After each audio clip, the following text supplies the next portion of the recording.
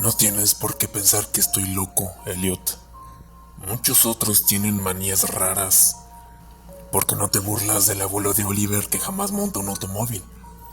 Si a mí no me gusta ese maldito metro, es asunto mío. Y además hemos llegado más deprisa en taxi.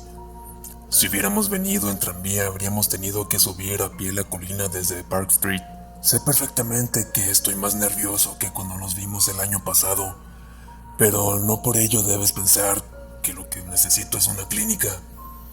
Bien sabe Dios que no me faltan motivos para estar internado, pero afortunadamente creo que estoy en mi sano juicio. ¿Por qué ese tercer grado? ¿No acostumbrabas a ser tan inquisitivo?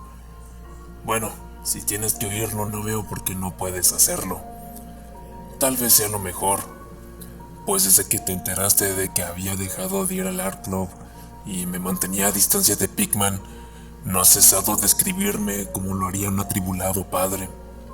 Ahora que Pigman ha desaparecido de la escena, voy por el club de vez en cuando, pero mis nervios ya no son lo que eran.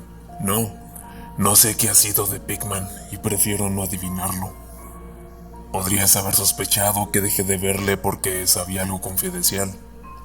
Ese es precisamente el motivo por el que no quiero pensar a dónde ha ido. Dejemos a la policía que averigüe lo que pueda, que no será mucho. A juzgar por el hecho de que no saben todavía nada de la vieja casa del North End que Pigman alquiló bajo el nombre de Peters. De eso voy a hablarte, y espero que entiendas antes de que haya terminado por qué no pienso ir a decírselo a la policía. Me pedirían que les llevara hasta ahí, pero no podría volver a aquel lugar ni aún en el supuesto de que conociese el camino. Algo había allí. Bueno, por eso ahora no puedo coger el metro ni puedes reírte también de lo que voy a decirte, bajar a ningún sótano. Supongo que comprenderás que no dejé de ver a Pigman por las mismas estúpidas razones que le movieron a hacerlo a esas mojigatas mujerzuelas que son el Dr. Reid, Joe Maynot o Rosewood. No me escandalizo ante el arte morboso, y cuando un hombre tiene el talento de Pigman considero un honor el haberle conocido, al margen de la dirección que tome su obra. Jamás tuvo Boston un pintor con las dotes de Richard Upton Pigman. Lo dije hace mucho y sigo manteniéndolo, y ni siquiera me retracté un ápice de lo dicho cuando expuso su demonio necrófago alimentándose. A raíz de aquello, como recordarás, Maynot dejó de tratarle. Tú sabes bien que producir obras como las de Pigman requiere un arte profundo y una especial intuición de la naturaleza. Cualquier ganapán de esos que dibujan portadas puede embadurnar un lienzo sin orden ni concierto y darle el nombre de pesadilla, aquelarre o retrato del diablo. Pero solo un gran pintor puede conseguir que resulte verosímil o suscite pavor. Y ello porque solo un verdadero artista conoce la anatomía de lo terrible y la fisiología del miedo. El tipo exacto de líneas y proporciones que se asocian a instintos latentes o a recuerdos hereditarios de temor. Y los contrastes de color y efectos luminosos precisos que despiertan en uno el sentido latente de lo siniestro.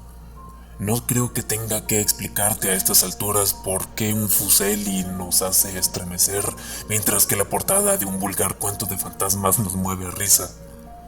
Hay algo que esos artistas captan, algo que trasciende a la propia vida y que logran transmitirlos por unos instantes. Doré poseía esa cualidad. Simmel la posee, y otro tanto puede decirse de Angarola de Chicago, y Pigman la poesía en un grado que jamás alcanzó nadie ni, quiéralo el cielo, alcanzará en lo sucesivo. No me preguntes qué es lo que ven. Tú sabes perfectamente que en el arte normal existe una gran diferencia entre lo vital y palpitante, ya proceda de la naturaleza o de modelos, y estas porquerías sin el menor valor que los pintorzuchos mercantilizados producen a discreción en el estudio. Bien, pues diría que el artista realmente original tiene una visión que le lleva a configurar modelos o plasmar escenas del mundo espectral en que vive. De cualquier modo, consigue unos resultados que difieren tanto de los almibarados sueños del que quisiera dárselos de pintor, como la producción del pintor de la naturaleza de los pastiches del dibujante que ha conseguido cursos por correspondencia. Si yo hubiera visto lo que Pigman vio, pero basta. Será mejor que echemos unos tragos antes de seguir adelante. Dios mío, ya no estaría vivo si hubiera visto lo que aquel hombre, si es que hombre era. Recordarás que el fuerte de Pigman era la expresión de la cara. No creo que desde Goya nadie haya puesto tal carga de intensidad diabólica en una serie de rasgos o en una expresión, y con anterioridad a Goya, habría que retrocederse a aquellos artífices del medievo que esculpieron las gárgolas y quimeras de Notre Dame y del Mont Saint-Michel. Ellos creían en toda clase de cosas y posiblemente veían también toda clase de cosas, pues la Edad Media pasó por varias fases muy curiosas. Recuerdo que el año antes de irte le preguntaste a Pigman en cierta ocasión de dónde diablos le venían semejantes ideas y visiones. ¿No se echó a reír a carcajadas? A aquella risotada se debió en parte el que Reid dejara de hablarle. Reid, como bien sabes, acababa de empezar un curso sobre patología comparada y utilizaba un vocabulario un tanto engolado al hablar sobre el sentido biológico o evolutivo de este o de aquel síntoma físico o mental. Según me dijo, Pigman le desagradaba cada día que pasaba, hasta el punto de que al final llegó a casi asustarle, pues veía que sus rasgos y expresiones tomaban un cariz que no le gustaba, un cariz que no tenía nada de humano. Hablaba mucho sobre el régimen alimenticio y dijo que a su juicio Pigman era un ser anormal y excéntrico en grado sumo. Supongo que le dirías a Reid, si es que cruzasen alguna carta al respecto, que se dejó arrebatar los nervios o atormentar la imaginación por los cuadros de Pigman. Es lo que le dije yo, por aquel entonces. Pero convéncete de que no dejé de ver a Pigman por nada de eso. Al contrario, mi admiración por él siguió creciendo, pues su demonio necrófago alimentándose me parecía una auténtica obra maestra. Como sabes, el club no quiso exponerlo y el Museo de Bellas Artes no lo aceptó como donación. Por mi parte, puedo añadir que nadie quiso comprarlo, así que Pigman lo guardó en su casa hasta el día en que se marchó. Ahora está en poder de su padre, en Salem, como debe ser. Pigman procede de una antigua familia de esa ciudad y uno de sus antepasados murió en la horca en 1692 convicto de brujería.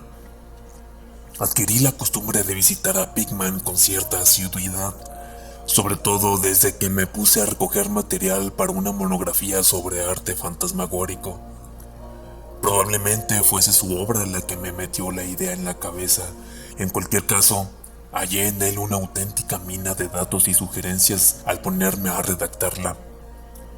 Me enseñó todos los cuadros y dibujos que tenía, incluso unos bocetos a lápiz y pluma que habrían provocado, estoy absolutamente convencido, su expulsión del club si los hubiese visto ciertos socios.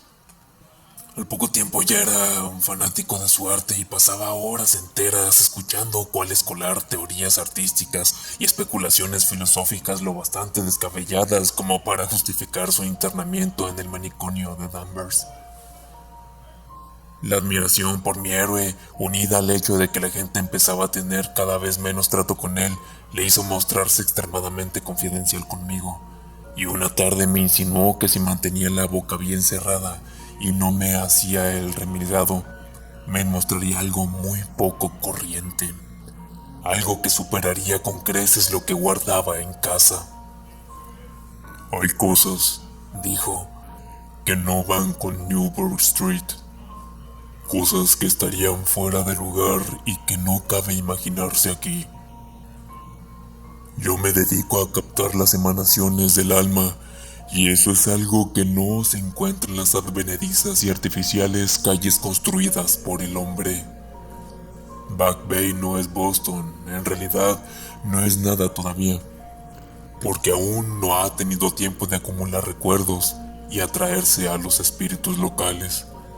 En caso de haber fantasmas aquí, serían todo lo más los fantasmas domesticados de cualquier marisma pantanosa o gruta poco profunda, y lo que yo necesito son fantasmas humanos, los fantasmas de seres lo bastante refinados como para asomarse al infierno y comprender el significado de lo visto allí. El lugar indicado para vivir un artista es el North End. Si los estetas fueran sinceros, soportarían los suburbios, por eso de que allí se acumulan las tradiciones. Pero, por Dios, ¿no comprendes que esos lugares no han sido simplemente construidos, sino que han ido creciendo?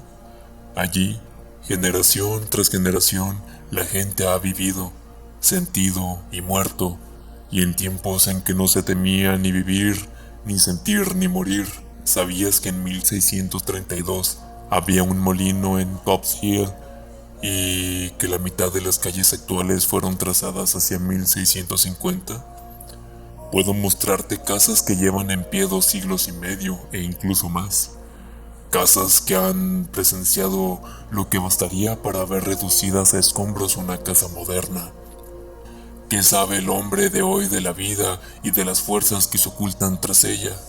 Para ti los embrujos de Salem no pasan de una ilusión, pero me encantaría que mi requetatarabuela pudiera contarte ciertas cosas. La ahorcaron en Gallows Hill, bajo la mirada santurrona de Cotton Mather. Mather, maldito sea su nombre. Temía que alguien consiguiera escapar de esa detestable jaula de monotonía. Ojalá alguien le hubiese hechizado o sorbido la sangre durante la noche. Puedo mostrarte una casa en donde Mather vivió y otra en la que temía entrar a pesar de todas sus encantadoras baladronadas. Sabía cosas que no se atrevió a decir en aquel estúpido Magnalia o en no menos pueriles maravillas del mundo invisible. ¿Sabías que hubo un tiempo en que todo el North End estaba agujereado por túneles a través de los cuales las casas de ciertas personas se comunicaban entre sí y con el camposanto y con el mar? Mucho procesar y mucho perseguir a cielo descubierto, pero cada día sucedían cosas que no podían entender y de noche se oían risas que no sabían de dónde provenían. En 8 de cada 10 casas construidas entre 1700 y sin tocar desde entonces, podría mostrarte algo extraño en el sótano. Apenas pasa mes que no se oigan hablar de obreros que descubren galerías y pozos cubiertos de ladrillos que no conducen a parte alguna al derribar este o aquel edificio. ¿Tuviste ocasión de ver uno cerca de Heckman Street desde el ferrocarril elevado el año pasado? Allí había brujas y lo que sus conjuros convocan, piratas y lo que ellos trajeron del mar, contrabandistas, corsarios, y puedo asegurarte que en aquellos tiempos la gente sabía cómo vivir y cómo ensanchar los confines de la vida. Este no era, sin duda, el único mundo que le era dado conocer a un hombre inteligente y lleno de arrojo.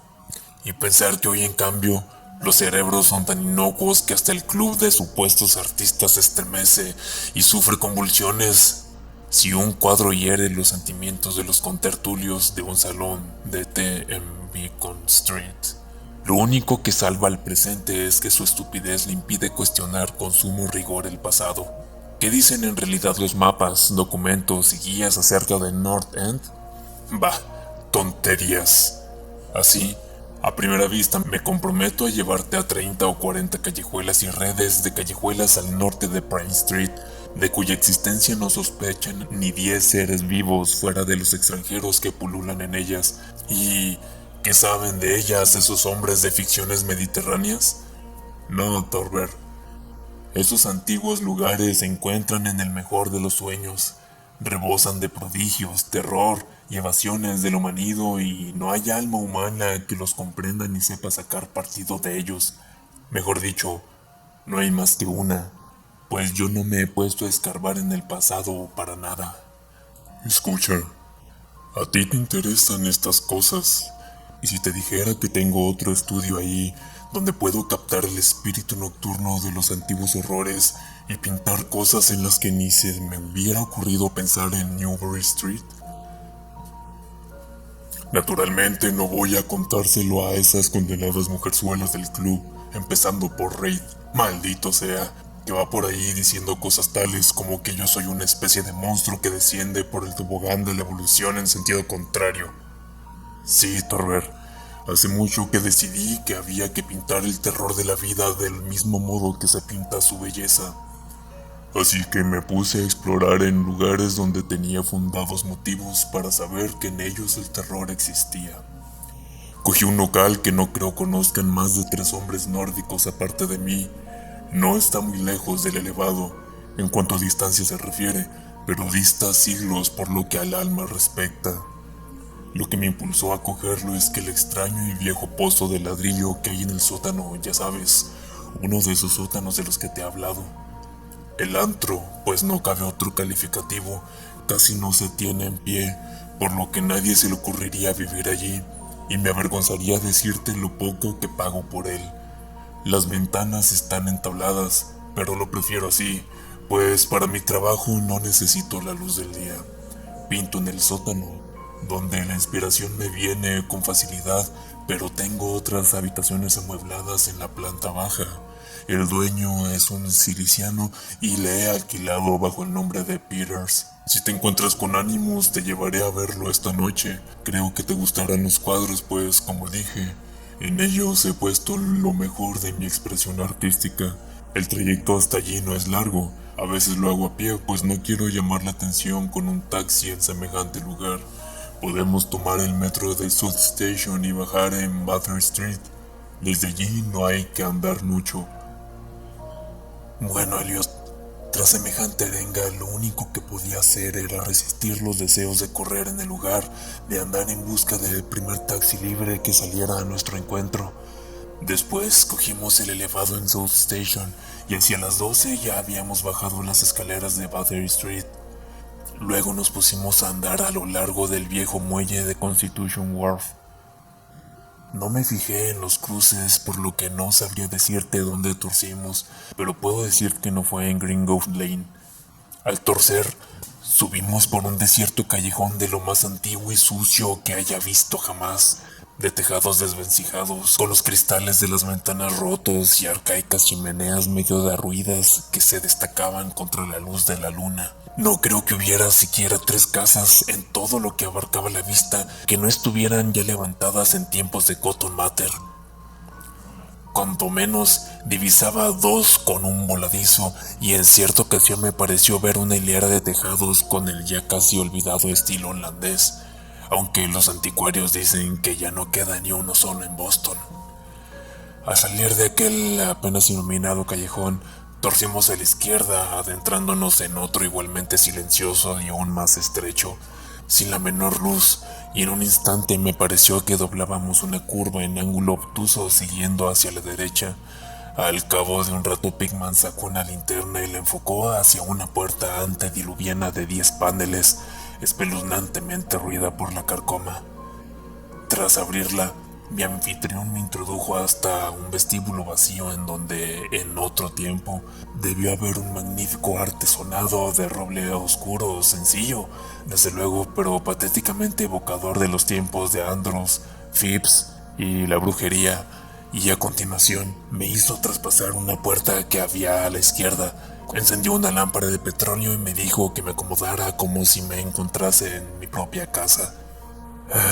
Bueno, Elliot, soy uno de esos tipos a los que el hombre de la calle llama con toda justicia duro, pero confieso que lo que vi en las paredes de aquella habitación me hizo pasar un mal rato.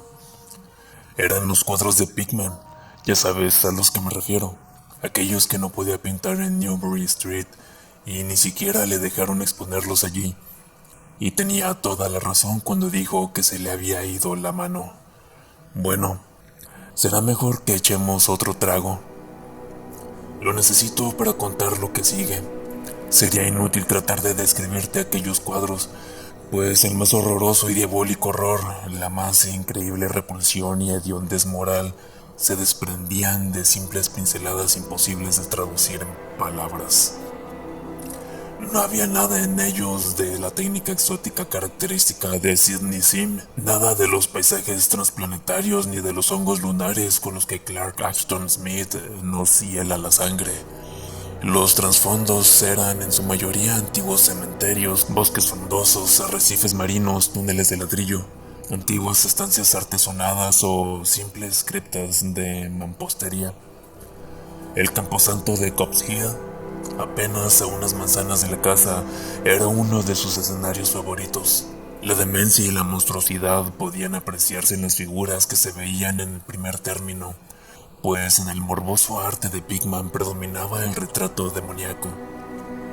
Rara vez aquellas figuras eran completamente humanas, aunque con frecuencia se acercaban en diverso grado a lo humano. La mayoría de los cuerpos, si bien toscamente bípedos, tenían una tendencia a inclinarse hacia adelante y un cierto aire canino. La textura de muchos de ellos era de una aspereza bastante desagradable al tacto. Parece como si lo estuviera viendo. Se ocupaban bueno, no me pidas que entre en detalles. Por lo general estaban comiendo, pero será mejor que no diga qué. A veces los mostraba en grupos, en cementerios o pasadizos subterráneos, y a menudo aparecían luchando por la presa o, mejor dicho, tesoro descubierto. Y qué expresividad tan genuinamente diabólica sabía en ocasiones difundir Pigman a los ciegos rostros de tan macabro botín. De cuando en cuando se les veía saltando en plena noche desde ventanas abiertas o agazapados sobre el pecho de algún durmiente al acecho de su garganta.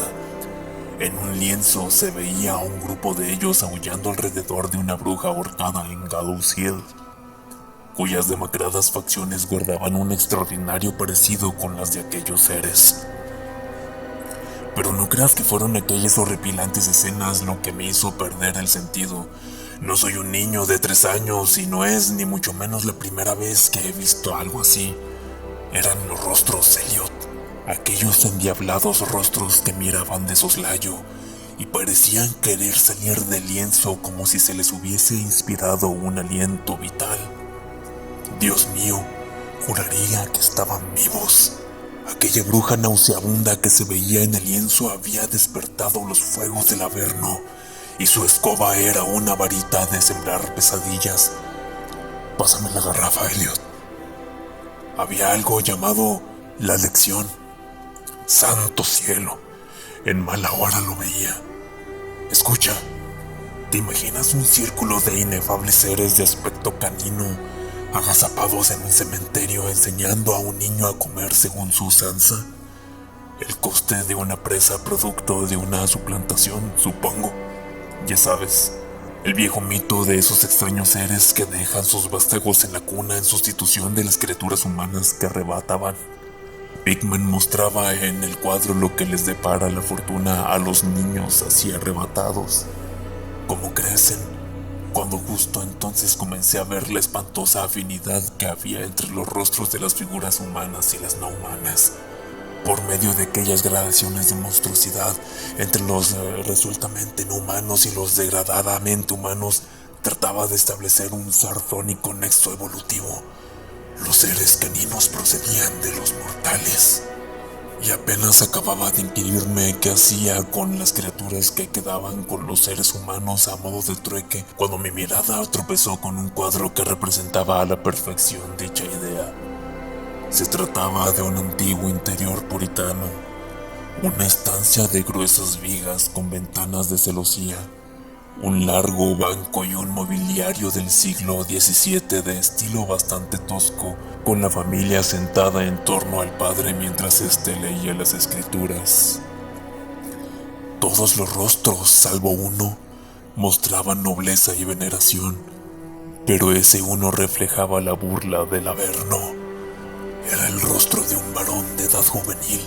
Sin duda pertenecía a un supuesto hijo de aquel piadoso padre, pero en realidad era de la parentela de los seres impuros.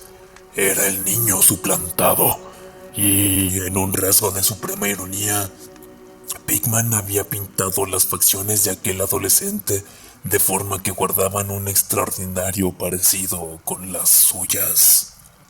Para entonces Pigman había encendido ya una lámpara en una habitación contigua y cortésmente abrió la puerta para que pasara yo, al tiempo que me preguntaba si quería ver sus estudios modernos. Me había sido imposible darle a conocer muchas de mis opiniones. El espanto y la repugnancia que se apoderaron de mí me dejaron sin habla. pero creo que comprendió perfectamente cuáles eran mis sensaciones y se sintió muy halagado. Y ahora quiero que quede bien claro una vez más, Elliot, que no soy uno de esos alfeñiques que se lanzan a gritar en cuanto ven algo que se aparta en lo más mínimo de lo habitual. Me considero un hombre maduro y con algo de mundo, y supongo que con lo que viste de mí en Francia te basta para saber que no soy un tipo fácilmente impresionable. Ten presente, por otro lado, que acababa de recobrar el aliento y de empezar a familiarizarme con aquellos horribles cuadros que hacían de la Nueva Inglaterra colonial una especie de antesala del infierno. Pues bien, a pesar de todo ello, la habitación contigua me arrancó un angustioso grito de la garganta y tuve que agarrarme al vano de la puerta para no desfallecer. En la otra estancia había un sinfín de engendros y brujas invadiendo el mundo de nuestros antepasados, pero lo que había en estas nos traía el horror a las puertas mismas de nuestra vida cotidiana. Dios mío, qué cosas pintaba aquel hombre. Uno de los lienzos se llamaba Accidente en el metro, y en él un tropel de abominables seres surgían de alguna ignota catacumba a través de una grieta abierta en el suelo de la estación del metro de Boys Club Street, y se lanzaban sobre la multitud que esperaba en el andén. Otro mostraba un baile en Copp's Hill, en medio de las tumbas, sobre un fondo actual. También había unas cuantas vistas de sótanos, con monstruos que se deslizaban furtivamente a través de los agujeros y hendiduras abiertos en las mampostería, haciendo siniestras muecas mientras permanecían agazapados tras barriles o calderas y aguardaban a que su primera víctima descendiera por la escalera. Un horrible lienzo parecía recoger una amplia muestra representativa de Beacon Hill, con multitudinarios ejércitos de los mefíticos monstruos surgiendo de los escondrijos que acribillaban el suelo. Había asimismo tratamientos libérricos de bailes en los cementerios modernos, pero lo que me impresionó más que nada fue una escena en una ignota cripta, en donde multitud de fieras se apelotaban en torno a una de ellas que sostenía entre las manos y leía en voz alta una conocida guía de Boston. Todas las fieras apuntaban a un determinado pasaje, todos los rostros parecían contraídos con una risa tan epiléptica y reverberante que creí incluso oír su diabólico eco. El título del cuadro era Holmes, Lowell y Longfellow yacen enterrados en Mount Auburn. A medida que recobraba el ánimo y me iba acostumbrando a aquella segunda estancia de arte diabólico y morboso, me puse a analizar algunos aspectos de la repugnancia y aversión que me inspiraba todo aquello. En primer lugar, me dije a mí mismo, aquellos seres me asqueaban porque no eran sino la más fiel muestra de la total falta de humanidad e insensible crueldad de Pickman. Semejante personaje debía ser un implacable enemigo de todo el género humano, a tenor del regocijo que mostraba por la tortura carnal y espiritual y la degradación del cuerpo humano. En segundo lugar, lo que me producía pavor en aquellos cuadros era precisamente su grandeza. Aquel arte era un arte que convencía. Al mirar los cuadros veíamos a los demonios en persona y nos inspiraban miedo. Y lo extraño de aquel caso era que la subyacente fuerza de Pickman no provenía de una selectividad previa o del cultivo de lo extravagante. En sus cuadros no había nada de difuso, de distorsionado ni de convencional. Los perfiles estaban bien definidos y los detalles eran precisos hasta rayar en lo deplorable. ¿Y qué decir de los rostros?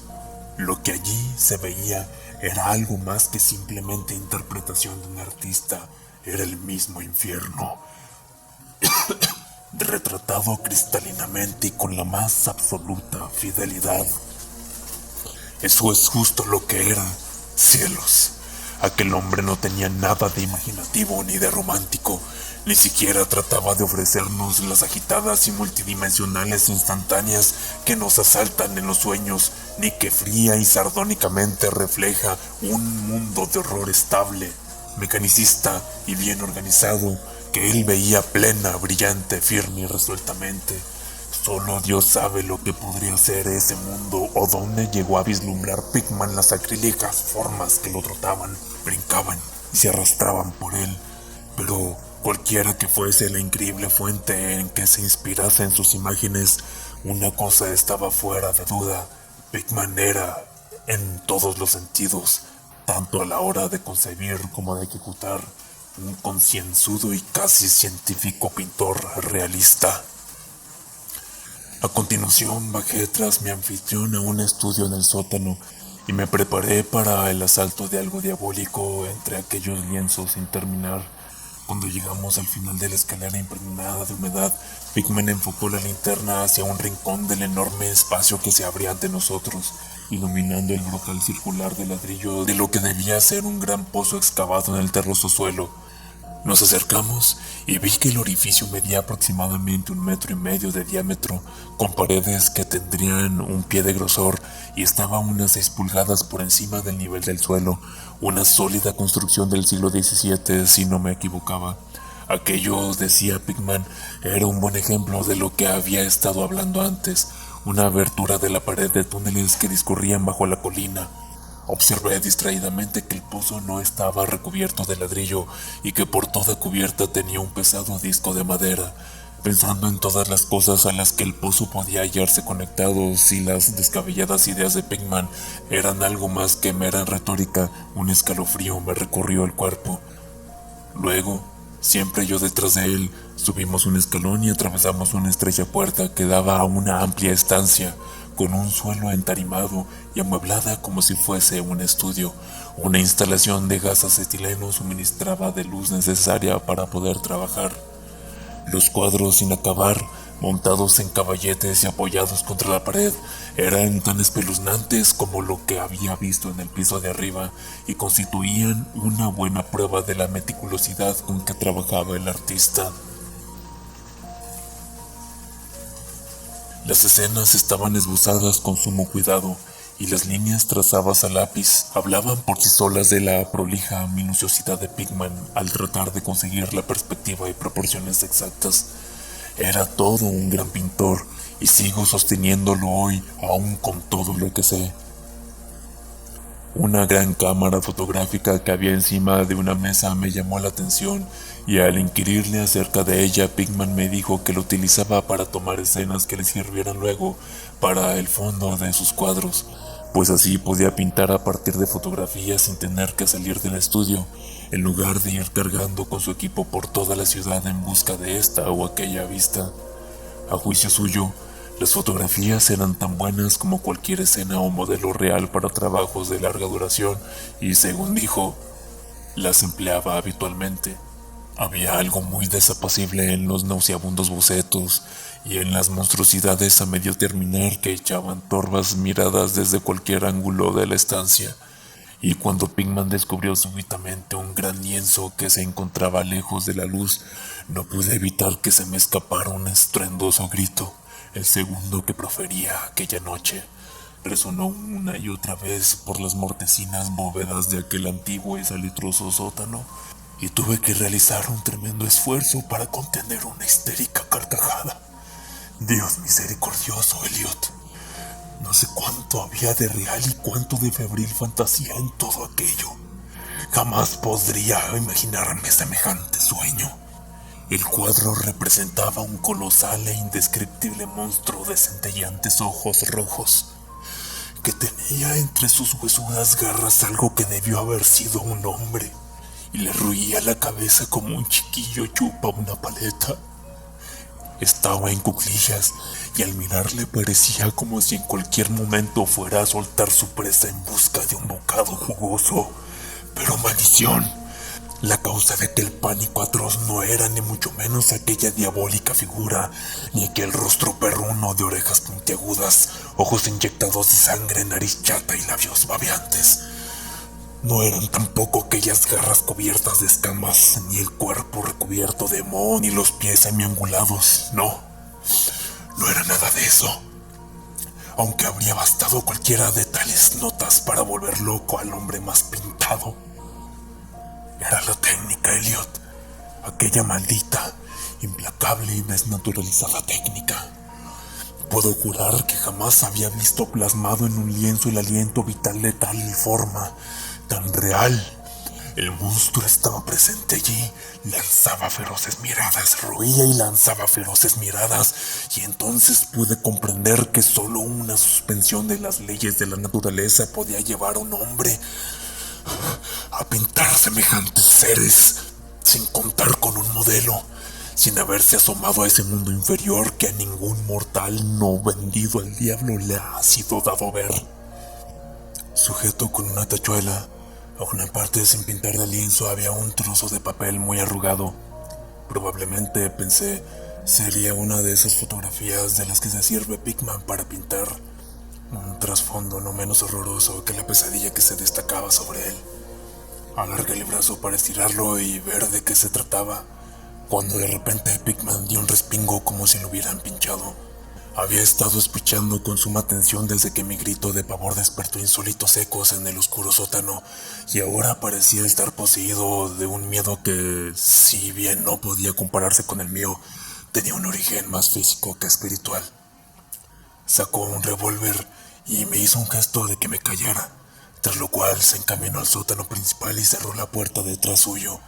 Creo que me quedé paralizado por unos instantes. A semejanza de Pickman, aguzé el oído y me pareció oír el leve sonido de alguien que corretea, seguido por unos alaridos o golpes en una dirección que no sabría decir. Pensé en ratas gigantescas y sentí que un escalofrío me recorría todo el cuerpo. Luego se oyó un amortiguado estruendo que me puso la carne de gallina, un sigiloso y vacilante estruendo, aunque no sé cómo expresarlo en palabras. Parecía como si un gran madero hubiese caído encima de una superficie de piedra o ladrillo. Madera sobre ladrillo. Me sugería algo aquello. Volvió a oírse el ruido, esta vez más fuerte, seguido de una vibración como si el cuadro cayera ahora más lejos. A continuación, se oyó un sonido chirriante y agudo, a Pickman furfullando algo en voz alta y la atronadora descarga de las 6 recámaras de un revólver, disparadas espectacularmente, tal como lo haría un domador de leones para impresionar al público. A renglón seguido, un chillido o un graznido amortiguado y un fuerte batacazo. Luego, más chirridos producidos por la madera y el ladrillo, seguidos de pausas y de una apertura de la puerta, sonido que me produjo, lo confieso, un violento sobresalto. Pickman apareció con su arma, aún humeante, al tiempo que impercaba a las abotargadas ratas que infestaban el antiguo pozo. «El diablo sabrá qué comen, Thorber», dijo esbozando una irónica sonrisa.